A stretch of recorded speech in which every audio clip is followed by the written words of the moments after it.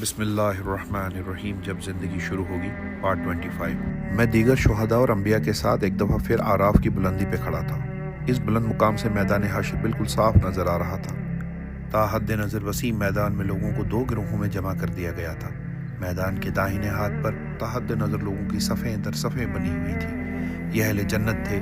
ان کے چہرے روشن، آنکھوں میں چمک اور لبوں پر مسکراہٹ تھی۔ ان کے لباس بہترین، ان کے دل خوشی سے سرشار اور ان کی روحیں شکر گزاری کے احساس میں ڈوبی ہوئی تھی۔ یہ داہنے ہاتھ والے تھے۔ ان داہنے ہاتھ والوں کی خوش بختی کا کیا کہنا۔ میدان کے بائیں طرف لوگ ایک ہجوم کی شکل میں گھٹنوں کے بل بیٹھے تھے۔ ان کے ہاتھ پیچھے کر کے باندھے گئے تھے اور جہنم کا نظارہ ان کے سامنے تھا۔ یہ اہل جہنم تھے جن کے لیے ابدی خسارے کا فیصلہ سنایا جا چکا تھا۔ وہ منتظر تھے کہ کب وہ اپنے فیصلہ کن انجام سے دوچار ہوتے۔ ان کے چہرے اترے ہوئے، آنکھیں بجھی ہوئی، پیشانی عرق آلود اور گردن جھکی ہوئی تھی۔ ان کی رنگت سیاہ پڑ چکی تھی، جسم پر گرد و غبار۔ یہ بائیں ہاتھ والے تھے۔ ان بائیں ہاتھ والوں کی بدبختی کا کیا کہنا۔ سامنے عرش الہی تھا، اس کے جلال و جمال کا کیا کہنا۔ عرش کے اطراف سے صف در صف فرشتے کھڑے ہوئے تھے۔ ان کے بیچ میں عرش سے متصل 8 انتہائی غیر معمولی فرشتے کھڑے ہوئے تھے۔ یہ حاملین عرش تھے۔ فرشتوں کی زبان پر حمد و تسبیح کے الفاظ جاری تھے، جبکہ عرش کے پیچھے قدر بلندی پر جنت و جہنم دونوں کا نظارہ واضح طور پر نظر آ رہا تھا۔ داہنے طرف جنت تھی، جس سے اٹھنے والی خوشبو نے حشر کے داہنے حصے کو مہکا رکھا تھا، اور وہاں سے بلند ہونے والے نغموں نے دل کی تاروں کو چھیڑ دیا تھا۔ جنت کی بستی کے حسین ترین مرغزار، سبزار باغیچے، محلات، نہریں، خدام واضح طور پر نظر آ رہے تھے۔ اس جنت کا منظر ہر شخص کی نگاہوں کو للچا رہا تھا۔ اہل جنت اپنی خوش نصیبی پر رشک کرتے، اس جنت کی آرزو دل میں لیے ہوئے ایک دوسرے کی طرف خوش گپیاں کر رہے تھے۔ دوسری طرف جہنم کا انتہائی بھیانک نظارہ عرش الہی کے الٹی طرف نمایاں تھا۔ آگ کے شعلے سانپ کی زبان کی طرح بار بار لپک رہے تھے۔ جہنم میں دیے جانے والے مختلف قسم کے عذابوں کا نظارہ دل کو دہلا رہا تھا۔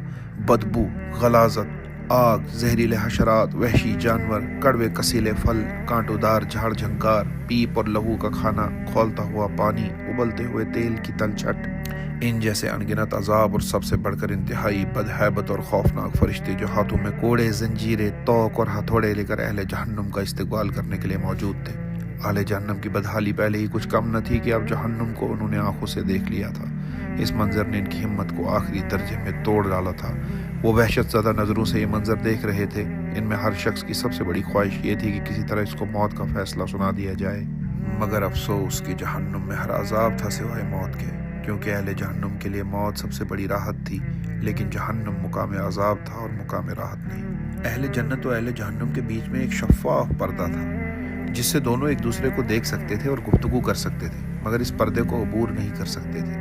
اہل جنت اہل جہنم سے پوچھتے کہ ہم نے تو اپنے رب کے وعدے کو سچا پایا جو اس نے ہم سے کیا تھا، کیا تم نے بھی جہنم کے سارے وعدے سچے پائے جو اللہ تعالیٰ نے تم سے کیے تھے؟ ان اہل جہنم کے پاس جواب میں اطرافاً گردن جھکا دینے کے علاوہ اور ہاں کہنے کے علاوہ کوئی چارہ نہیں تھا۔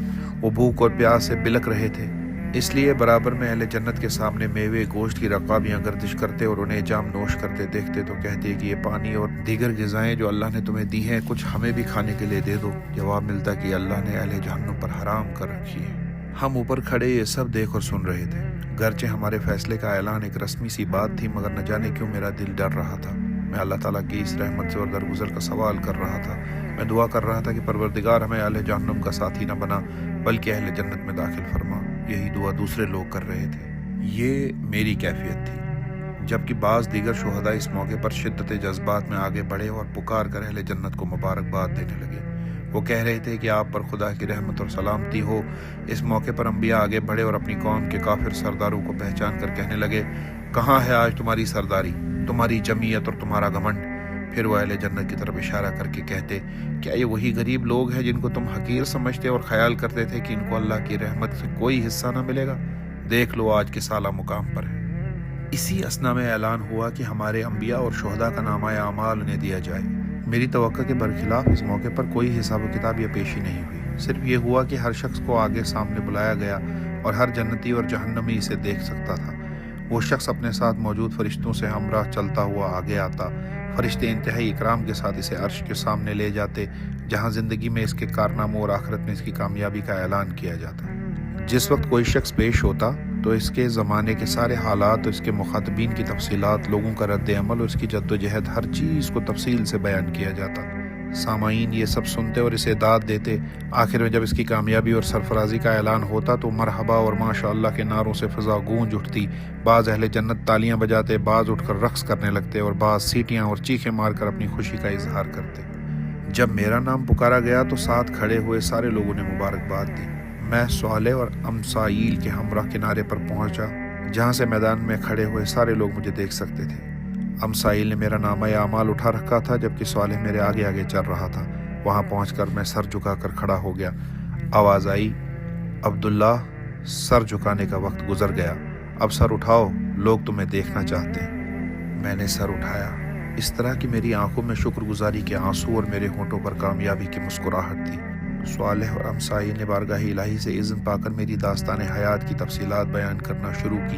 میں نے میدان کی طرف نظر دوڑائی تو دیکھا کہ میرے خاندان والے، دوست احباب، میرے ساتھی، میرا ساتھ دینے والے بندگان خدا اور میری دعوت پر لبیک کہنے والے اہل ایمان، توحید و آخرت کی منادی کو سن کر توبہ کرنے والے مسلمان مرد و عورت سب مجھ کو دیکھ کر ہاتھ ہلا رہے تھے۔ میں جواب میں ہاتھ ہلانے لگا، مگر میری نظر نائمہ کو تلاش کر رہی تھی۔ وہ اپنے بچوں کے درمیان کھڑی ہوئی تھی، اس کی آنکھوں میں آنسو تھے مگر وہ مسکرا رہی تھی۔ اسے جب محسوس ہوا کہ میں اسے دیکھ رہا ہوں تو اس نے شرما کر نظر جھکا دی۔ لیلا اس کے برابر میں کھڑی تھی، وہ سب سے زیادہ جوش میں تھی اور اپنی کرسی پر چڑھی تالیاں بجا رہی تھی، جبکہ عارفہ، عالیہ، انور اور جمشید بھی اپنی نشستوں پر کھڑے پرجوش انداز میں ہاتھ ہلا رہے تھے۔ میں نے جائزہ لینے کے لیے نظریں میدان کے بائیں طرف پھیری۔ یہاں ایک دوسرا ہی منظر تھا، شرمندگی، رسوائی، پچھتاوے، اندیشے، ذلت، محرومی، مایوسی، پریشانی، اذیت، مصیبت، ملامت، ندامت اور حسرت کی ایک نہ ختم ہونے والی سیاہ رات تھی جو اہل جہنم کے حال پر چھائی ہوئی تھی۔ اگر آسمان میں گویائی کی طاقت ہوتی تو وہ آخرت میں ناکام ہو جانے والوں کی بدبختی پر مرثیہ کہتا۔ اگر زمین میں بیان کی قوت ہوتی تو اہل جہنم کے حال پر نوحہ پڑتی۔ اگر الفاظ کی زبان ہوتی تو وہ پکار اٹھتے کہ وہ الٹے ہاتھ والوں کی بدبختی کے اظہار سے خود کو عاجز پاتے ہیں۔ میرا دل چاہا کہ میں کسی طرح وقت کا پہیہ الٹا گھما کر پرانی دنیا میں لوٹ جاؤں اور یہ منظر دنیا والوں کو دکھا سکوں۔ میں چیخ چیخ کر انہیں بتاؤں کہ محنت کرنے والوں، ایک دوسرے سے مقابلہ کرنے والوں، مال و اسباب کی ریس لگانے والوں، مقابلہ کرنا ہے تو اس دن کی سرفرازی کے لیے کرو، ریس لگانی ہے تو جنت کے حصول کے لیے لگاؤ، منصوبے بنانے ہیں تو جہنم سے بچنے کے لیے منصوبے بناؤ۔ پلاٹ، دکان، مکان، بنگلے، اسٹیٹس، کیریئر، گاڑیاں، زیور اور لباس فاخرہ میں ایک دوسرے کو پیچھے چھوڑنے والوں، دنیا کے ملنے پر ہنسنے اور اس کی محرومی پر رونے والوں، ہنسنا ہے تو جنت کی امید پر ہنسو اور رونا ہے تو جہنم کے اندیشے پر رویا کرو۔ مرنا ہے تو اس دن کے لیے مرو اور جینا ہے تو اس دن کے لیے جیو، جب زندگی شروع ہوگی، کبھی نہ ختم ہونے کے لیے۔ میری آنکھوں سے بہنے والے آنسو کی لڑی تیز ہو گئی۔ اس دفعہ یہ آنسو خوشی کے نہیں تھے، اس احساس کے تھے کہ شاید میں تھوڑی سی محنت اور کرتا تو مزید لوگوں تک میری بات پہنچ جاتی اور کتنے ہی لوگ جہنم میں جانے سے بچ جاتے۔ میرے دل میں تڑپ کر احساس پیدا ہوا، کاش ایک موقع اور مل جائے، کاش کسی طرح گزرا ہوا وقت پھر لوٹ آئے تاکہ میں ایک ایک شخص کو جھنجھوڑ کر اس دن کے بارے میں خبردار کر سکوں۔ میرے دل کی گہرائیوں سے تڑپ کر ایک آہ نکلی۔ میں نے بڑی بے بسی سے نظر اٹھا کر عرش کی طرف دیکھا۔ وہاں ہمیشہ کی طرح رخ انور پر جلال کا پردہ تھا، حسن بے پرواہ کی ادائے بے نیازی تھی اور جمال و کمال کی ردا شان ذوالجلال کے شانہ اقدس پر پڑی تھی۔ مجھ بندہ عاجز کی نظر ذات قدیم الاحسان کی قبائے صفات میں پوشیدہ ان قدموں پر آ کر ٹھہر گئی جہاں سے میں کبھی نامراد نہیں لوٹا تھا۔ اس حقیر فقیر بندہ پر تقصیر کی ساری پہنچ انہی قدموں تک تھی۔ کل جہاں کے بے نیاز بادشاہ ذوالجلال کے لیے اس بات کی کوئی اہمیت تھی تب بھی اور اس بات کی کوئی اہمیت نہ تھی تب بھی، یہی میرا کل اثاثہ تھا، یہی میری کل پہنچ تھی۔ دل کو کچھ قرار ہوا تو میری نظریں دوبارہ اہل جہنم کی طرف پھر گئی۔ ان میں سے بہت سے لوگ ایسے تھے جنہیں میں جانتا تھا، ان کی تعداد بہت زیادہ تھی۔ یہ آپس میں گھس پل کر تنگی میں دوزانوں غلامانہ بیٹھے ہوئے تھے۔ یہ لوگ نظر نہیں ملا رہے تھے بلکہ بہت سو نے تو پیٹھ پھیر لی تھی، اس لیے میں اپنے زیادہ جاننے والوں کو وہاں نہ دیکھ سکا، لیکن ان کو دیکھ کر اس نعمت کا احساس ہوا کہ اللہ نے کس طرح مجھے اپنے فضل و کرم سے اس برے انجام سے بچا لیا۔ مجھے محسوس ہوا کہ جنت کی انگنت نعمتوں میں دو سب سے بڑی نعمتیں شاید یہ ہیں کہ انسان جہنم سے بچا لیا جائے گا اور دوسرا اسے بڑی عزت کے ساتھ جنت میں لے جایا جائے گا۔ زیادہ دیر نہ گزری تھی کہ ایک ایک کر کے آراف پر کھڑے سارے لوگ نپٹ گئے۔ اب فیصلہ سنانے کے لیے کچھ بھی نہیں رہا تھا، مگر شاید ابھی بھی کچھ ہونا باقی تھا۔ सब अपनी जगह खड़े थे कि मैदान हश्र में एक जानवर को लाया गया। ये जानवर बहुत मोटा ताज़ा था, जिसके गले में रस्सी पड़ी हुई थी और फरिश्ते इसे खींचते हुए अर्श के सामने ले जा रहे थे। स्वाले ने मेरे कान में सरगोशी करते हुए कहा, ये मौत है जिसके खात्मे के लिए इसे लाया जा रहा है। अर्श से ऐलान हुआ कि आज मौत को मौत दी जा रही है। अब किसी जन्नती को मौत ना आएगी और ना किसी जहन्नमी को। इसके साथ ही फरिश्तों ने इस जानवर को लेटाया और इसे ज़बह कर दिया। अहले जन्नत ने अल्लाह ताला की हम्द व सना के साथ इस बात का खैर मकदम किया, जबकि अहले जहन्नम में सफ़े मातम बिछ गई। इनके दिल में अगर कोई उम्मीद की शमात रोशन भी थी तो वो भी मौत की मौत के साथ अपनी मौत आप मर गई। अर्श से सदा आई कि अहले जहन्नम को गिरोह दर गिरोह इनके अंजाम तक पहुँचा दिया जाए। फरिश्ते तेज़ी के साथ हरकत में आ गए। हश्र के बाएं किनारे पर एक ज़बरदस्त हलचल मच गई। चीखो पुकार और आहो फुगा के दरमियान फरिश्ते पकड़ पकड़ कर मुजरिमों और नाफरमानों को एक जत्था बनाते और इन्हें जहन्नुम की सिमत हाँक देते। हर गिरोह जहन्नुम के दरवाजे पर पहुंचता, जहां जहन्नुम के दरोगा मालिक इनके इस्तकबाल करते और इनके अमाल के मुताबिक जहन्नुम के 7 दरवाज़ों में से किसी एक दरवाजे को खोल कर इसमें दाखिल कर देते। इस दौरान में वक्फे वक्फे से अर्श की सिमत से जहन्नुम की तरफ मुखातिब करके पूछा जाता, क्या तू भर गई? वो गज़बनाक आवाज़ में अर्ज करती, परवरदिगार, क्या और लोग भी हैं? इन्हें भी भेज दीजिए। ये सुनकर हश्र में एक आहू बका बुलंद होती। रह जाने वाले मुजरिमों पर फरिश्ते दोबारा झपट पड़ते और इन्हें इनकी आखिरी मंजिल तक पहुंचा देते। यूं थोड़ी ही देर में सारे मुजरिम अपने अंजाम तक पहुंच गए। इसके बाद अर्श से सदा बुलंद हुई, अहले जन्नत को उनकी मंजिल की तरफ पहुंचा दिया जाए। जब यह हुक्म सादिर हुआ तो मैंने देखा कि कुछ लोग अभी तक उल्टी सिमत में मौजूद थे। मैंने स्वाले से पूछा, ये कौन लोग हैं? इनको जहन्नुम में क्यों नहीं फेंका जा रहा? इसने जवाब दिया, ये मुनाफिकीन हैं। ये जहन्नुम के सबसे निचले दर्जे में होंगे। ये दुनिया में अल्लाह को धोखा देते थे। आज इनको न सिर्फ बदतरीन अजाब मिलेगा, बल्कि इनकी धोखाधही की पादाश में इनका अंजाम एक धोखे से शुरू होगा। धोखा? क्या मतलब? उसने कहा, ये लोग बाज़ाहिर ये समझते हैं कि इनको जहन्नुम में नहीं फेंका गया और अहले जन्नत के जन्नत में दाखिले का हुक्म हो गया है, तो शायद इन्हें भी ज़ाहिरी ईमान की बिना पर छोड़ा जा रहा है। मगर ये उनकी गलत फहमी है जो जल्द दूर हो जाएगी। इस लम्हे मेरे कानों में अल्हम्दुलिल्लाह रब्बिल आलमीन के नगमे की इंतहाई दिलकश सदा आना शुरू हुई। ये हामिलीन अर्श और दूसरे फरिश्ते थे जिन्होंने अपनी खूबसूरत आवाज़ में नगमा शुक्र गाना शुरू किया। स्वाले ने मुझे बताया, ये हश्र के दिन के खात्मे का ऐलान है। इसके साथ ही मैदान हश्र में तारीकी फैलना शुरू हो गई। सिवाय अर्श के और कहीं रोशनी बाकी नहीं रही। मैं कुछ भी देखने के काबिल नहीं रह गया था। मैंने घबरा कर स्वाले से पूछा, ये क्या हो रहा है? अंधेरा, इसने मुख्तसर जवाब दिया। भाई, ये तो मुझे भी मालूम है, मगर ऐसा क्यों हो रहा है? ये इसलिए हो रहा है कि इन अंधेरों को अबूर करके सिर्फ वही लोग जन्नत तक पहुंचेंगे जिनके पास अपने ईमान और आमाल की रोशनी होगी। यह कहकर इसने मेरे हाथ में मेरा नामा आमाल थमा दिया। इसमें एक अजीब सी रोशनी थी जिससे मेरी आंखें दोबारा रोशन हो गई और मैं अंधेरे में वाज़ेह तौर पर देखने के काबिल हो गया। हर शख्स को उसका नामा आमाल दिया गया और यही नामा आमाल अब मैदान हश्र की सियाह रात में रोशनी बन चुका है। अब सिवाय मुनाफिकीन के हर शख्स के पास रोशनी है। स्वाले ने मेरी मालूमात में इजाफा करते हुए बताया। अब क्या होगा? मैंने दरियाफ्त किया। अब यहाँ से हम लोग नीचे जाएंगे। तमाम उम्मतें अपने अंबिया की क़यादत में जन्नत की तरफ रवाना होंगी। जन्नत का रास्ता किस तरफ है? मैंने सवाल किया। अर्श के बिल्कुल करीब है। अर्श के पीछे दाहिने हाथ की सिमत जहाँ आसमान पर जन्नत का नज़ारा नजर आ रहा था, वहाँ से जन्नत का रास्ता है। मगर ये रास्ता जहन्नुम की खाई के ऊपर से गुजरता है, जहाँ से हर सिमत अंधेरा है। जिसके पास जितनी ज़्यादा रोशनी, इतनी ही आसानी और तेज़ी से वो जहन्नुम के ऊपर से गुजरेगा। इसका मतलब ये कि इम्तिहान अभी मज़ीद बाकी है? नहीं, ये इम्तिहान नहीं है, दुनिया की ज़िंदगी की तमसील है। जो जितना ज़्यादा खुदा का वफादार और इताअत गुजार रहा और ज़िंदगी के पुल सिरात पर इस्तिकामत और यकसुई के साथ खुदा की सिमत बढ़ता रहा, वो इतनी ही आसानी और तेज़ी से जन्नत की सिमत बढ़ेगा।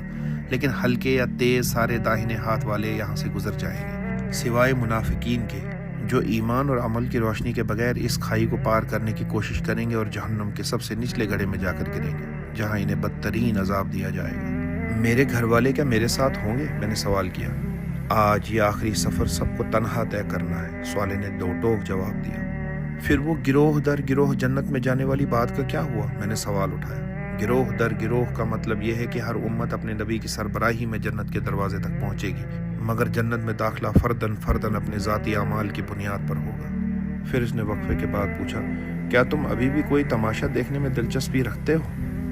मेरे हाँ कहने से पहले ही वो मुझे तेज़ी से आगे लेकर बढ़ गया, यहाँ तक कि हम ऐसी जगह आ गए जहाँ लोगों के पास बहुत तेज़ रोशनी थी। ان کی روشنی ان کے آگے آگے اور دائیں سمت میں ان کے ساتھ ساتھ چل رہی تھی۔ وہ بلند آواز میں کہہ رہے تھے، اے ہمارے رب، ہمارے نور کو پورا رکھیے اور ہمیں معاف کر دے، تو ہر چیز پر قادر ہے۔ میں سوالے سے کچھ پوچھے بغیر ان لوگوں کو پہچان گیا، یہ صحابہ اکرام تھے۔ ان سب سے آگے رسول اللہ صلی اللہ علیہ وسلم تھے، جن کی ذات سراپا نور بنی ہوئی تھی۔ ان لوگوں کی پیروی میں انہی کے الفاظ دہرانے لگا۔ یہ وہ قرآنی دعا تھی جو زندگی بھر پڑھا کرتا تھا، لیکن اس دعا کو پڑھنے کا اصل وقت اب آیا تھا۔ ہم اس طرح چل رہے تھے کہ سوالے نے کہا، اب تماشا دیکھو۔ اس کے ساتھ ہی میں نے دیکھا کہ کچھ لوگ دوڑتے گرتے پڑتے صحابہ کرام کے پاس آئے، مگر ان کے پاس کوئی روشنی نہیں تھی۔ انہوں نے آتے ہی دہائی دینا شروع کر دی کہ ہمیں بھی اپنی روشنی میں سے تھوڑا سا حصہ دے دو۔ صحابہ میں سے بعض نے اپنے پیچھے میدان حشر کے سیدھے ہاتھ کی طرف اشارہ کرتے ہوئے جواب دیا کہ ہم تو یہ روشنی پیچھے سے لے کر آئے ہیں، تم بھی پیچھے لوٹو اور وہاں سے یہ روشنی لے آؤ۔ یہ سن کر سارے منافقین جلدی سے اس سمت بھاگتے، مگر جیسے ہی انہوں نے داہنے ہاتھ کی طرف جانے کی کوشش کی، انہیں معلوم ہوا کہ یہاں وہ ایک دیوار موجود ہے۔ اس دیوار میں بعض مقامات پر دروازے بنے ہوئے تھے جن پر فرشتے تعینات تھے۔ ان لوگوں نے ان دروازوں سے اندر جانے کی کوشش کی، لیکن فرشتوں نے انہیں مار مار کر وہاں سے بھگا دیا۔ ان کے پاس روشنی حاصل کرنے کی کوئی شکل نہیں تھی، چنانچہ وہ دوبارہ لوٹ کر صحابہ کے پاس واپس آئے اور ان سے کہنے لگے کہ دیکھو، ہم بھی مسلمان ہیں اور دنیا میں آپ کے ساتھی ہی تھے، آپ کو تو معلوم ہے، ہماری روشنی کے لیے آپ کچھ کیجئے۔ جواب ملا، بے شک تم ہمارے ساتھ تھے، لیکن تم نے خود اپنے آپ کو فتنے میں ڈالا۔ تم اس دن کے بارے میں شک میں رہے اور تمہارا اصل مقصود دنیا کی زندگی رہی۔ تم نے شیطان کی پیروی کی اور اس نے تمہیں دھوکے میں ڈال رکھا، سو نہ آج تم کچھ دلا دے کر چھوٹ سکتے ہو اور نہ کافر۔ یہ سن کر منافقین کو یقین ہو گیا کہ ان کا انجام بھی کفار سے مختلف نہ ہوگا۔ پیچھے جانے میں انہیں نقصان محسوس ہوا، چنانچہ انہوں نے اندھیرے ہی میں راستہ پار کرنے کی کوشش کی، مگر روشنی کے بغیر اس کوشش کا نتیجہ جہنم کی کھائی تھی۔ چنانچہ ایک ایک کر کے سارے منافقین چیختے چلاتے ہوئے جہنم میں جا گرے، جہاں نیچے عذاب کے فرشتے ان کے منتظر تھے۔ ہم یہ سارے منظر دیکھتے ہوئے اور بلند آواز سے دعا پڑھتے ہوئے عرش کی سمت بڑھتے رہے، اے ہمارے رب، ہمارے نور کو بجھنے نہ دے اور منافقین کے انجام سے ہمیں بچاتے ہوئے ہماری بخشش فرما، بے شک تو ہر چیز پر قادر ہے، بے شک۔